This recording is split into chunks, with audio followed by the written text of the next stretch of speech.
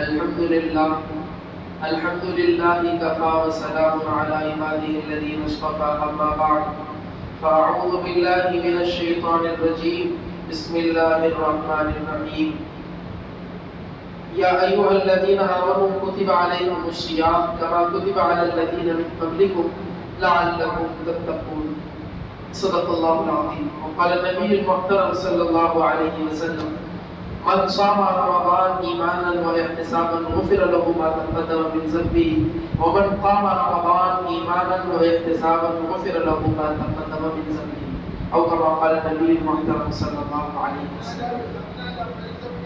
میرے محترم عزیزوں، دوستوں، بزرگوں اور حاضرین جمعہ، اللہ رب العالمین کا بے انتہا فضل ہے کہ آج رمضان کا پہلا جمعہ المبارک ہے، اور پہلے جمعہ المبارک کی کہ فضیلت بڑی ہوئی ہے اس لیے کہ سب سے پہلا یہ جمعہ بھی ہے، اور دوسری بات ہے کہ رمضان کی بابرکت گھڑیوں کے اندر یہ آیا ہوا ہے. اور اللہ کے رسول نے فرمایا کہ رمضان کے پورے دن کے اندر اللہ رب العالمین نے ایک گھڑی کو مقبولیت کی گھڑی بنا رکھا ہے، اور وہ ایک مقبولیت کی گھڑی کے بارے میں شرائع حدیث لکھتے ہیں کہ یہ جمعہ کے وقت کا وہ مرحلہ ہے جب اللہ رب العالمین دعا کرنے والے کی دعا کو رد نہیں کرتے، اسے قبول فرماتے ہیں. یہ بڑا مبارک وقت ہے، اچھی ساعتیں، اچھے لمحات ہیں. ہم جو ہے اس کے حوالے سے فکر مند ہو، خصوصی طور پر دعا کا اہتمام ہو، استغفار کی کثرت ہو، درود شریف کا بہت اہتمام ہونا چاہیے. اللہ کے رسول صلی اللہ علیہ وسلم نے فرمایا کہ اگر تمہیں رمضان کے ثواب کے بارے میں علم ہو جائے کہ رمضان کا کیا مقام ہے اور کیا مرتبہ ہے اور اللہ رب العالمین نے اس کے اندر کتنا ثواب رکھا ہے، تو تم یہ امید کرو گے کہ سارا سال جو ہے رمضان میں، سارا سال جو ہے رمضان کی کیفیت کے اندر ہی ہم گزاریں. اتنا بڑا اللہ کے رسول صلی اللہ علیہ وسلم نے رمضان کا مرتبہ بتایا ہے. اب ہماری ذمہ داری ہے کہ ہم اس کی اہمیت کو سمجھیں، اہمیت کو دل سے جان کر خاص طور پہ رمضان کا اہتمام کریں. ابھی خطبے کے اندر جو میں نے آیت پڑھا ہو، اللہ رب العالمین فرماتے ہیں کہ یا ایھا الذین آمنوا، اے ایمان والو، کتب علیکم الصیام، تمہارے اوپر اللہ نے رمضان کے روزے فرض کیے. اللہ رب العالمین نے رمضان کے روزے فرض کیے، کما کتب علی الذین من قبلکم، جیسا کہ اللہ نے پچھلے لوگوں کے اوپر، پچھلی امتوں کے اوپر روزے فرض کیے تھے. کیوں فرض کیے تھے؟ لعلکم تتقون، شاید کہ تم اس کی وجہ سے تقوی اختیار کرو، اتقاء کی دولت تمہیں مل جائے. اس وجہ سے اللہ رب العالمین نے روزے فرض کیے تاکہ آدمی متقی بن جائے، اللہ سے ڈرنے والا پرہیزگار بن جائے. تو اس آیت کے اندر آپ غور کریں، تین الگ الگ موقع، تین الگ الگ چیزیں اللہ رب العالمین نے فرمائی. ایک تو سب سے پہلے یہ کہ یا ایھا الذین آمنوا کتب علیکم الصیام، اے ایمان والو تم پر روزے فرض کیے. اور دوسری بات اللہ نے فرمائی کہ کما کتب علی الذین من قبلکم، یہ روزے صرف تمہارے اوپر فرض نہیں کیے جا رہے کہ پچھلی قوموں، پچھلی امتوں اور پچھلی ملتوں کے اوپر بھی اللہ رب العالمین نے روزے فرض کیے.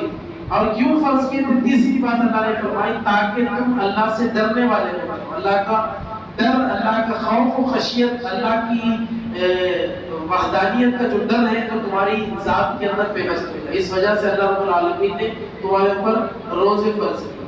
علامہ حقی رحمۃ اللہ علیہ نے اپنی کتاب کے اندر لکھا ہے کہ آدم علیہ السلام سے تیسرا بادشاہ کو گزرا ہے، ملک تیمور الثالث. اس کے دور کے اندر پورے علاقے کے اندر قحط پڑ گیا تھا، اور قحط پڑنے کی وجہ سے لوگ بھوکی کی وجہ سے اور جو کی وجہ سے مر رہے تھے. تو ملک تیمور الثالث نے اپنی حکومت کے اندر، اپنی سلطنت کے اندر اعلان کروایا کہ ہم لوگ ایک وقت کا کھانا کھائیں گے اور دوسرے وقت کی خوراک بچا کر جن ممالک کے اندر قحط پڑا ہے، قحط سالی جن کے پاس ہے، ان تک اپنی خوراک پہنچائیں گے. تو لوگوں نے بدی پہ نفس اور بڑی خوشی کے ساتھ اس حکم کو قبول کیا. تو اللہ رب العالمین کو ملک تیمور الثالث کی یہ ادا اتنی پسند آئی کہ قیامت تک کے لوگوں کے لیے اللہ رب العالمین نے روزے فرض کر دی کہ تمام امت کے لوگوں کو روزے رکھنا لازمی ہے. تو یہ روزے رکھنا بڑا اہمیت کا حامل ہے اور بڑی خوشی کی بات ہے کہ اللہ رب العالمین نے اس روزوں کو ہماری امت کے اوپر فرض کیا ہے. پچھلی امتوں کے اوپر بھی روزے فرض کیے گئے تھے، پچھلی ملتوں کے اوپر. آپ اٹھائیں پرانی اناجیل دیکھے، تورات دیکھے، تمام کے اندر روزہ رکھنے والوں کی، صبح سے شام تک بھوک اختیار کرنے والوں کی اور بھوک برداشت کرنے والوں کی حمد کی گئی اور تعریف ان کی پچھلی کتابوں کے اندر بھی کی گئی۔ تو یہ روزہ رکھنا یہ اللہ رب العالمین کی رضا اور خوشنودی کا سبب بنتا ہے۔ ہم جو ہے اہتمام کے ساتھ رمضان المبارک کے روزے رکھیں اور بالکل اہتمام سے ہم روزے کا اہتمام کریں، تراویح کی تراویح کا اہتمام کریں، اس لیے کہ یہ مبارک مہینہ ہے۔ اللہ رب العالمین اس مہینے کے اندر اتنی برکتیں رکھا ہے، اتنی الفتیں اور اتنی رحمتیں اللہ نے رکھا ہے کہ میں اور آپ اور کوئی بھی اس کی رحمتوں کو سمجھ نہیں سکتا کہ اللہ نے اتنی اس مہینے کے اندر برکتیں رکھا۔ اللہ کے رسول صلی اللہ علیہ وسلم کی زندگی کے اندر کل 9 رمضان ہے۔ اللہ کے رسول کی زندگی کے اندر کل 9 رمضان مبارک ہے۔ رمضان جو فرض کیے گئے یہ شعبان کے مہینے کے اندر 2 ہجری کے اندر فرض کیے، اس سے پہلے روزہ فرض نہیں تھا۔ اللہ کے رسول نوافل کے طور پر روزے رکھتے تھے۔ عام معمول تھا کہ حضور ایام 20 کے روزے رکھتے تھے اور اس کے علاوہ اور بھی نوافل کے طور پر اللہ کے رسول روزے رکھتے تھے، لیکن شعبان کے مہینے میں 2 ہجری کے اندر اللہ نے فرضیت اس کے اوپر لا دی اور رمضان کے روزے فرض کر دیے اور 1 مہینہ پورا روزے رکھنا ہے۔ تو اللہ کے رسول کی مکمل زندگی کے اندر اللہ کے رسول کے سامنے 9 رمضان مبارک ہے، جس کے اندر سے 2 30 کے تھے اور 7 رمضان 29 کے تھے۔ 2 رمضان مبارک 30 دن کے تھے اور 7 رمضان جو ہے یہ گزرے یہ 29 کے تھے۔ تو اس سے یہ نقطہ بھی محدثین نے لکھا ہے کہ اگر روزے 30 ہو، اگرچہ کہ روزے 29 ہو تو اللہ رب العالمین اس کے اوپر بھی 30 روزوں کا ثواب عطا کرے، یعنی کہ مشقت بھی کم ہوئی، بھوک بھی ایک دن کم کاٹنا پڑی، لیکن اللہ رب العالمین نے پورے 30 روزوں کا ثواب عطا کیا۔ تو بعض لوگوں کے پیٹ میں بڑا درد رہتا ہے کہ جب چاند نظر آ جاتا ہے تو اس وقت میں لوگ کہتے ہیں کہ بھئی انہوں نے جو ہے 1 روزہ کھا لیا، اتنی زیادہ زحمت اختیار کرنے کی ضرورت نہیں، اللہ یہ متفقہ امت کا فیصلہ ہے کہ چاند جب نظر آ جائے گا اللہ کے رسول نے حکم دیا کہ چاند کو دیکھو روزے رکھنا شروع کرو اور چاند کو دیکھو تو روزے رکھنا چھوڑ دو۔ تو یہ متفقہ فیصلہ ہے، تو چاہے 29 کے روزے ہو یا 30 روزے ہو، ثواب اللہ رب العالمین 30 کا ہی عطا فرمائے۔ تو یہ سوچنا اور ذہن کے اندر خیال لانا، اپنے ذہن کے اندر گندگی بھرنا یہ بری بات ہے۔ تو اللہ کے رسول صلی اللہ علیہ وسلم کی زندگی کا معمول تھا کہ اللہ کے رسول صلی اللہ علیہ وسلم بڑے اہتمام کے ساتھ رمضان کا استقبال بھی کرتے تھے اور جب رمضان آتا تو مکمل طور پر عبادات کے اندر اپنے آپ کو لگاتے تھے، قرآن حکیم کی خوب تلاوت کیا کرتے تھے اور روزوں کے اندر خوب شدت اختیار کرتے تھے۔ اب تو ہمیں جو ہے 12-13 گھنٹے کا روزہ نصیب ہو رہا ہے، لیکن بعض ممالک ایسے بھی ہیں کہ 20-20 21-21 گھنٹے کا ان کے پاس روزہ ہے، 20-20 گھنٹے کا ان کے پاس روزہ ہے کہ ابھی افطار کی تھوڑی دیر کے بعد جو ہے تھوڑی دیر کے اندر رات ہو جاتی، اس کے بعد سے جو ہے سحر کا وقت آتا اور روزہ کا دوسرا روزہ شروع ہو جاتا۔ تو یہ ہمارے لیے سہولت ہے کہ اللہ نے جو ہے چونکہ لیکن گرمی تو کاٹنا ہے، پیاس کاٹنا ہے، اللہ رب العالمین کا اس کا اجر اور ثواب بھی بہت بڑا رکھا ہے۔ اور اللہ نے جو تیسری بات فرمائی کہ لعلکم تتقون، کہ روزے ہم نے تمہارے اوپر اس لیے فرض کیے ہیں تاکہ تم تقوی والے ہو، تاکہ تمہارے اتقاء کی دولت تمہیں نصیب ہو جائے۔ تو اشکال اس کے اوپر یہ ہوا کیا صرف بھوک اور پیاس کے کاٹنے سے تقوی آدمی کو نصیب ہو جاتا ہے؟ کیا صرف بھوکا رہنے سے اور پیاس کاٹنے سے آدمی کے اندر تقوی کی دولت آ جاتی ہے؟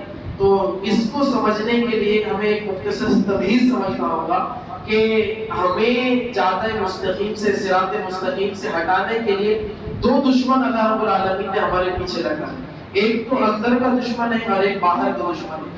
یہ 2 دشمن ہمیشہ متوجہ ہے یا متقیر ہے اور ہر وقت ان کی مستعدی ہے کہ کس طرح اس کو جو ہے اس کے تقوی کو برباد کر دو، اس کے ایمان کو سلب کر دو۔ ایک دشمن تو شیطان ہے اور دوسرا دشمن ہمارا نفس ہے۔ ایک دشمن شیطان ہے اور دوسرا دشمن جو ہے ہمارا نفس ہے۔ علماء کے مابین اس پہ اختلاف رہا کہ شیطان بڑا دشمن ہے یا نفس بڑا دشمن ہے۔ شیطان بڑا دشمن ہے یہ نفس بڑا دشمن ہے، لیکن بالاتفاق نفس جو ہے بڑا دشمن ہے، اس لیے کہ جب اللہ رب العالمین نے حضرت سیدنا آدم علیہ السلام کو پیدا کیا اور شیطان کو یہ حکم دیا تھا کہ حضرت آدم کے سامنے اپنے آپ کو سجدے کے اندر جھکا لو، تو شیطان نے اس وقت میں جو شیطان بنانے والا کوئی دوسرا شیطان موجود نہیں تھا. جیسا ہم اگر کوئی ہم سے غلط کام ہو جائے، کوئی جرم ہم سے سرزد ہو جائے تو ہم کہتے ہیں کہ میں تو شیطان کے بہکاوے کے اندر آ کر یہ کام کر دیا. لیکن جب شیطان بنا اس وقت میں دوسرا شیطان موجود نہیں تھا، بلکہ اس کا نفس تھا جس نے کہا تھا کہ انا خیر منہ، اے اللہ اس آدم سے، اس مٹی کے پتلے سے میں زیادہ بہتر ہوں. کیوں؟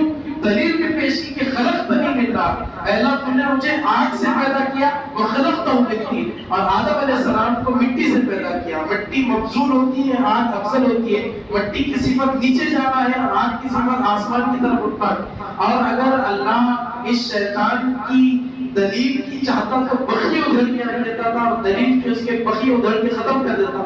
لیکن اللہ کو تکبر، گھمنڈ، انانیت، میں پن پسند نہیں. اللہ نے مصیبت اس کو شیطان الرجیم بنا دیا اور اس کو اتار دیا، جنت سے اس کو نکال دیا گیا. عزازیل اس کا نام تھا، سید الملائکہ وہ کہا جاتا تھا، فرشتوں کی استادیت کا شرف اس کو حاصل ہوا. لیکن جب اس نے تکبر کیا، گھمنڈ کیا، انانیت اس کے اندر آئی، میں پنا اس کے اندر جب آیا تو اللہ کو یہ چیزیں پسند نہیں. یہ صرف اللہ کو شوبہ دیتا ہے یہ جو تکبر ہے. اللہ کے رسول صلی اللہ علیہ وسلم نے ارشاد فرمایا حدیث قدسی ہے کہ تکبر میری چادر ہے. تکبر میری چادر، تکبر کرنا صرف اللہ کو سجتا ہے اور اللہ کی صفت ہے. آپ دیکھیں جب 99 نام آپ پڑھیں گے تو ان 99 کے اندر سے ایک نام المتکبر بھی ہے. اللہ کی ذات متکبر ہے، اللہ ہی کو شوبہ دیتا ہے تکبر کرنا.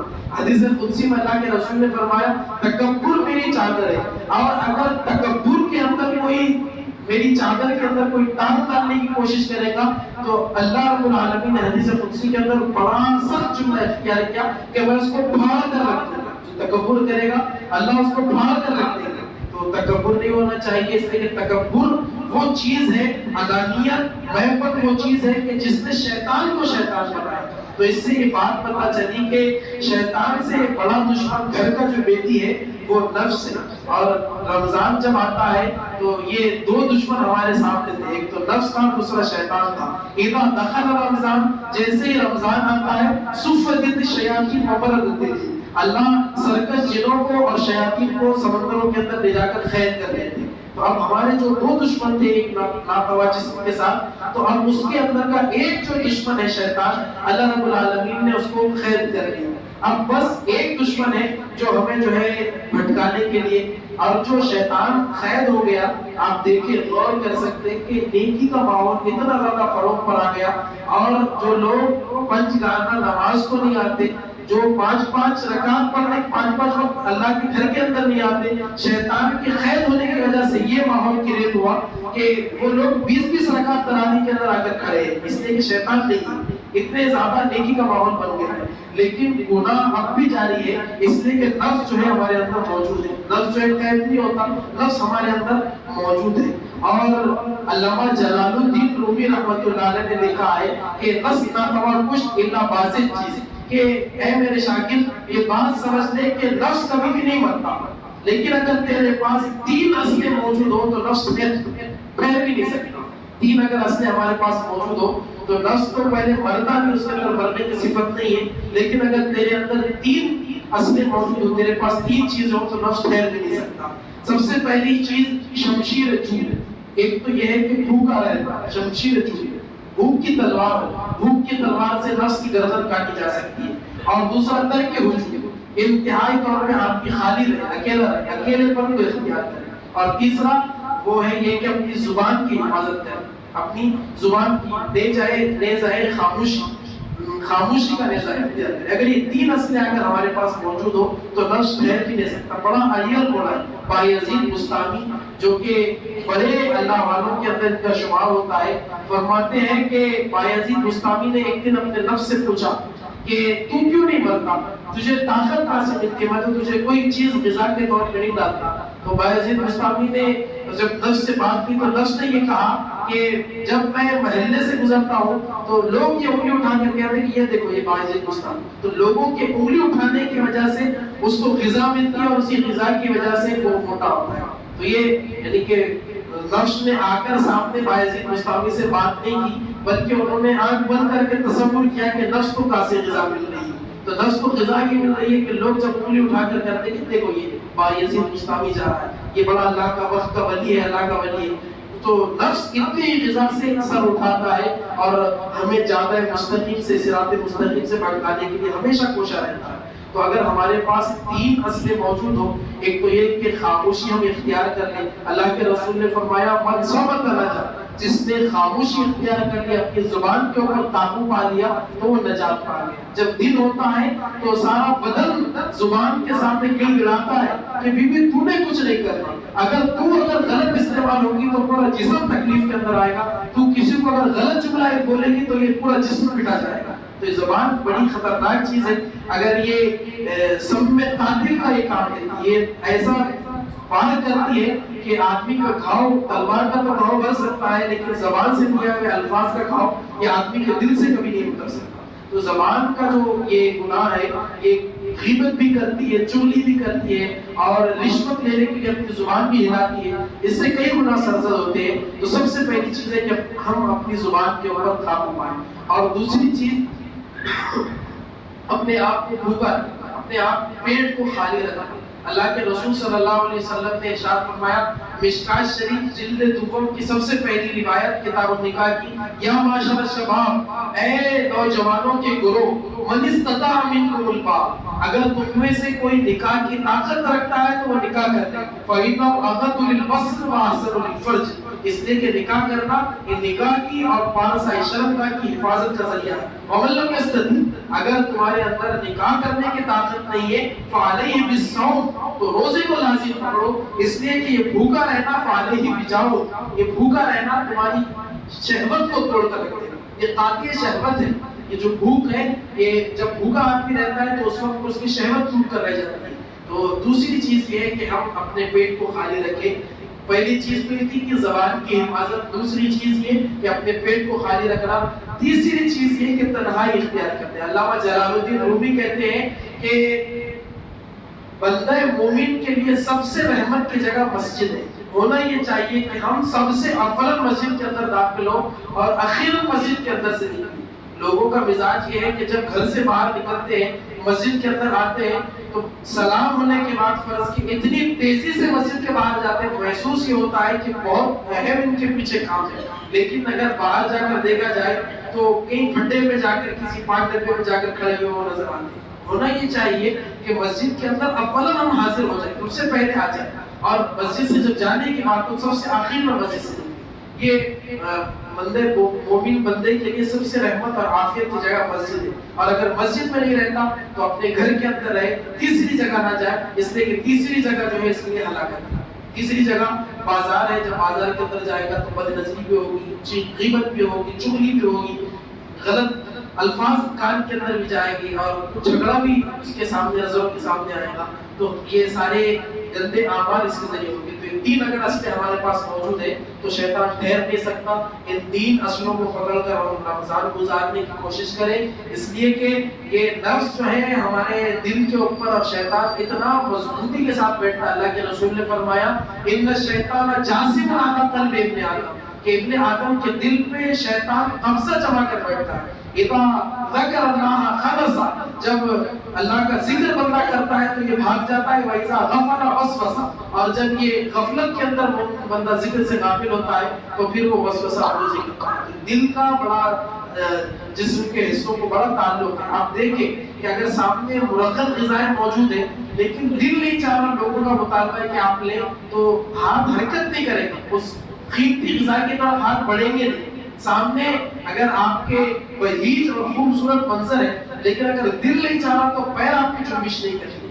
अगर कोई चीज आपसे, आप समाते बिछाकर बैठे सुनने के लिए तैयार हो, अगर दिल नहीं चाहेगा तो ज़बान हरकत ही नहीं करेगी, ज़बान से अल्फाज ही दराज नहीं होंगे। तो ये चीजें समझने की है कि दिल का बड़ा असल दखल है हमारे जिस्म के अंदर। अगर हमारा दिल बन गया, शैतान के ऊपर अगर हमारे दिल ने काबू पा लिया, नफ्स के ऊपर अगर काबू पा लिया, तो यकीन जाने शैतान हमें देखकर बड़ी बेचौताब खा रहा है, कह रहा है कि तुम बड़े टोपी सजाकर मस्जिदों के अंदर जाते हो, बड़ी इबादतों के अंदर मचलते हो, तुम्हें बड़ा इबादत करने में मजा आता है। ईद के दिन आएगा तो उस दिन मैं तुम्हें जो है तुम्हारी पूरी इबादतों को अकारत करके तुम्हें ऐसे गुनाह के अंदर डाल दूंगा कि तुम जो है गुमराही के अंदर चले जाओ। शैतान पे जो काम आज भी खा रहा है, اور وہ نئی نئی پروپیگنڈا اور پلاننگ تیار کر رہے ہیں کس طرح خراب کریں. لیکن اگر ہمارا نفس کے اوپر قابو آ جائے تو شیطان عام دنوں کے اندر آ کر کے ہمیں برباد نہیں کر سکتا. یہ ہم جو ہے نفس کے اوپر خوب انتہائی درجے قابو پائے. اور آخر بات لے کر میں آپ کو اپنی بات ختم کروں کہ روزے کا مقام یہ بڑا بلند مقام ہے. روزے کا مقام بڑا بلند مقام. صوفیاء کو، اہل اللہ کو، اللہ والوں کو جو مراقبوں کے کرنے کی وجہ سے ایک صفت ان کے اندر آتی ہے کہ وہ یہ اپنے دل کے اندر بات پیدا کرتے ہیں کہ اللہ مجھے دے. دن بھر وہ مشقت اختیار کر کے اپنے دل کی یہ کیفیت بناتے ہیں کہ اللہ دیکھ رہا ہے. تو رمضان کے اندر اللہ رب العالمین اس مے کو پورے امت مسلمہ کے لیے بکھیر دیتا ہے. آپ ایک چھوٹے سے بچے کو دیکھیں روزے کی حالت میں اگر وہ بچے کملا جاتے ہیں، ماں اگر اسے پانی کا گلاس آپ کونے کے کمرے میں بھی جا کر دیں تو چھوٹا سا بچہ بھی کہتا ہے کہ امی میں روزہ ہوں، اللہ مجھے دیکھ رہا ہے. تو جو صفت مراقبوں سے اللہ کا قرب حاصل کرنے کے لیے اہل اللہ اور صوفیاء دن بھر اپنے آپ کو لگاتے ہیں، تو وہ صفت روزے کی حالت کے اندر ایک چھوٹے سے بچے کو بھی نصیب ہو رہی ہے. تو یہ ہمارے لیے اہم بات ہے. ہم روزے کا خاص اہتمام کریں، روزے کی فضیلت کو جانیں. روزے کی اللہ کے پاس اتنی اہمیت ہے. حدیث مبارکہ کے اندر آتا ہے کہ لا خلوف فم الصائم، کہ اللہ رب العالمین کے پاس روزے دار کے منہ کی بدبو جو پیٹ کی وجہ سے نکلتی ہے، دانتوں کے گندا ہونے کی وجہ کی بو نہیں ہے. بعض لوگ دانتوں کو گندا رکھتے دھوتے نہیں، اس سے وہ بو مراد نہیں ہے، بلکہ وہ بو مراد ہے جو بھوکا ہونے کی وجہ سے پیٹ سے اٹھتی ہے. لخلوف فم الصائم اطیب عند اللہ من ریح المسک، وہ خوشبو اللہ رب العالمین کو ریح کی خوشبو سے اور مسک کی خوشبو سے، کستوری کی خوشبو سے زیادہ پسند ہے. تو یہ بڑا مقام ہے روزے کا اللہ کی نظروں کے اندر. ہم اس روزے کو اہتمام سے رکھیں.